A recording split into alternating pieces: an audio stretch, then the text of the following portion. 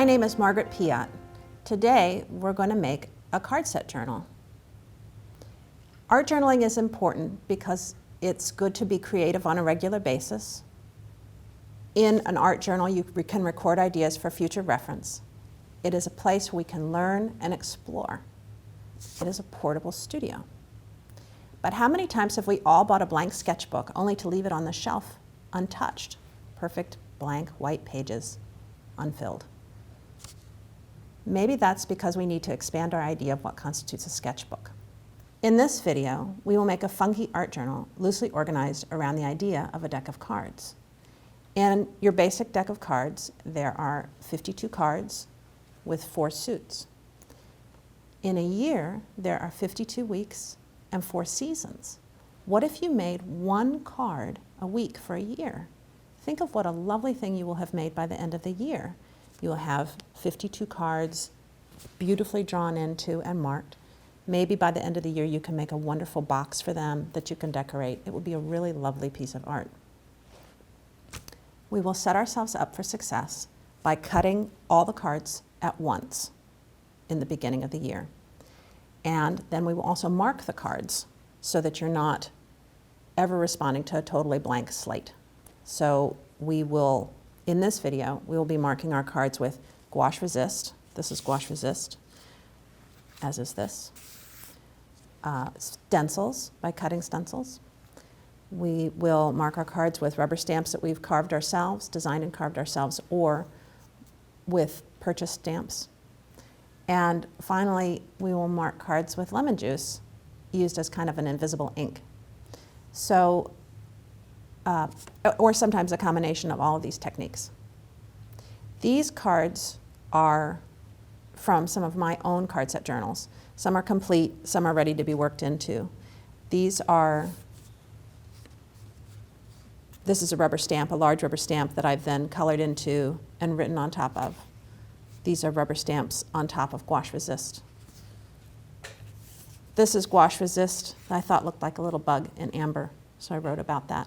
So as you are, through the course of the year, you will pick a card and you can draw into it and respond to it. Some of you will take this card set idea very seriously.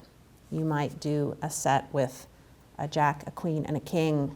Maybe you'll have hearts and spades or other symbols that are meaningful to you. And then some of you, if you're like me, you'll start out with this idea of the card set, and then your idea will morph and change as you do throughout the year. So let's get started. One of the most important things for carving a rubber stamp is using a bench hook. The bench hook this is something I made. You can buy them too. This is what they look like when you buy them. They're a thing that has a thing that hooks to your table and a thing that sticks up. So mine has, this is the thing that hooks to the table. This is my thing that sticks up. And I have a big thing, a big deeper thing here so that when I'm carving little things, I'm not leaning way over. So I put the rubber stamp here, and then you always carve away from yourself. And that keeps you from carving around and stabbing yourself in the finger. It's really important, and it's a good habit to get into. So you can see the actual, because you've inked this up a little bit, you can sort of see what you're doing.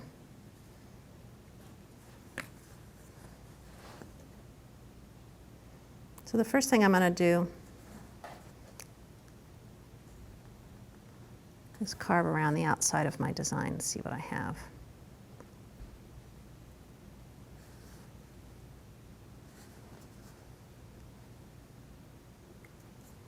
As you go, you can stamp along. You can actually ink this up and stamp it and see what it looks like, just even in this very beginning stage.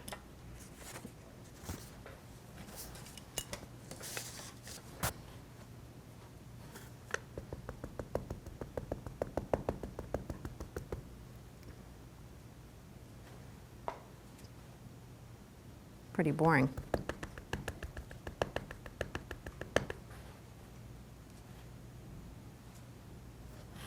So then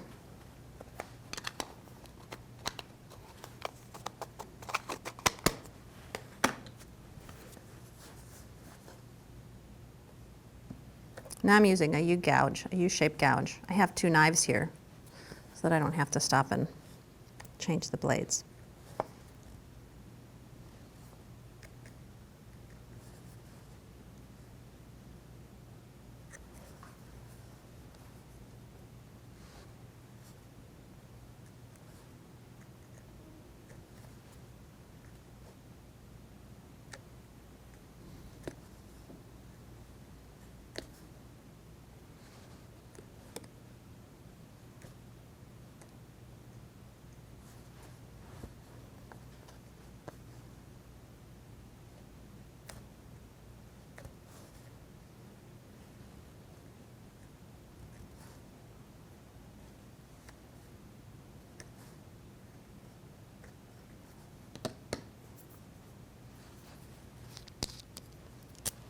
Now I'm going to put in a little, there's all kinds of, there's little tiny V-shaped gouges, and there's big U gouges, bigger V gouges. You can really, there's tiny little blades you can use, and even an awl that you can use to punch holes. So I've put in the tiny V-shaped gouge to add some little pretty detail in the inside of my flower.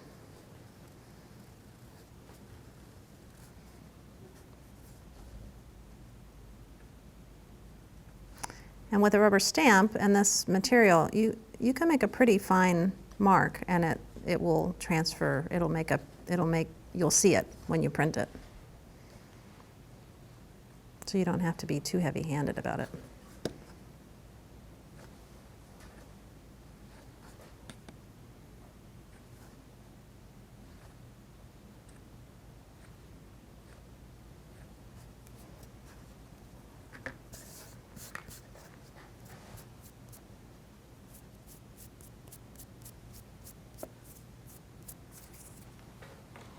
You can even use, this is just a plain awl, and you can use that for punching holes in the middle of your flower.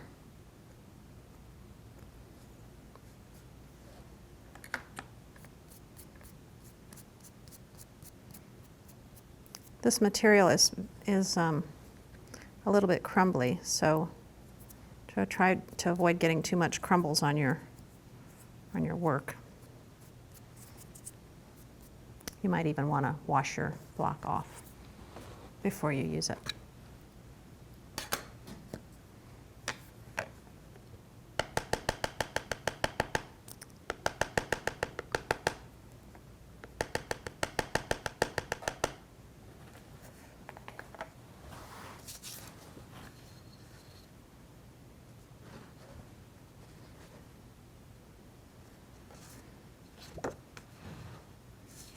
And there's a little flower. You can decide if you want to add a little highlight around the edge, or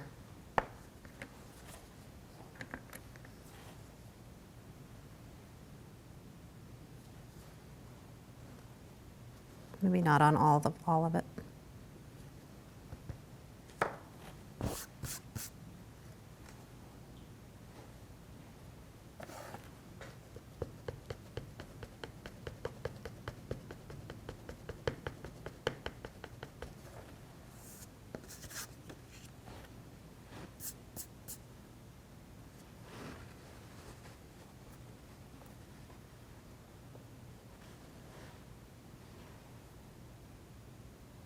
And so that's the little flower stem.